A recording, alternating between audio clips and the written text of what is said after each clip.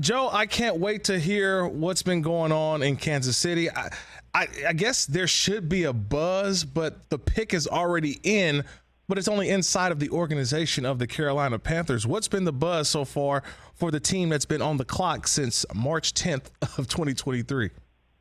Yeah, it's excitement, man. This fan base is excited, Kirk. And just to be clear, I was in Kansas City yesterday. I went out there for the Play 60 event, so I could talk to all those quarterbacks, which was terrific. It was really good media access.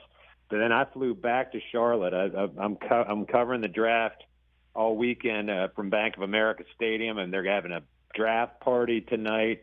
I mean, it's a reminder of 2011 when this team had the number one pick, used it on Cam Newton. They did the same thing, big draft party at Bank of America Stadium, live music, adult beverages, and it's a little overcast and, in fact, a little rainy today in Charlotte. But I hope that doesn't dampen things because it's been a cool time for this organization. Yeah, definitely. I said they're the belle of the ball right now because a couple months back they're picking number 9, and they're trying to figure out what do we do. They kind of flirted with Derek Carr, all of the possible quarterbacks that can come in and be the quarterback for Frank Reich. And after the NFL Combine, something had to be done. And the Panthers make the trade to get up to number 1. At that point, and like I'm saying, this was March 10th, Joe. At that point, did they already know who they wanted, or was this truly still a process of who they wanted to take at quarterback, even though right now all indications are it's Bryce Young out of Alabama? So it's a fair question. I think that both those things can be true, that they had a strong lean and preference for Bryce Young, but they still did want to go through the process. And it's important to note, too, that early on, when they started talking to Chicago, Scott Fitter talking to Bears GM Ryan Poles at the Combine, the Bears' preference, and I've reported this, was to go from 1 to 2, flip with Houston, and then go 2 to 9 with the Panthers, and really collect on draft picks for Chicago.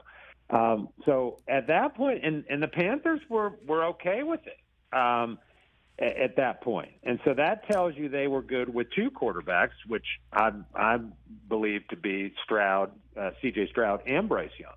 Well, sometime in that week between the Combine and March 10th, I think Houston, from what I've been told, kind of got cold feet a little bit. I think the Panthers also were concerned that if Houston did kind of jump back in, that they were going to take Bryce Young, the Texans.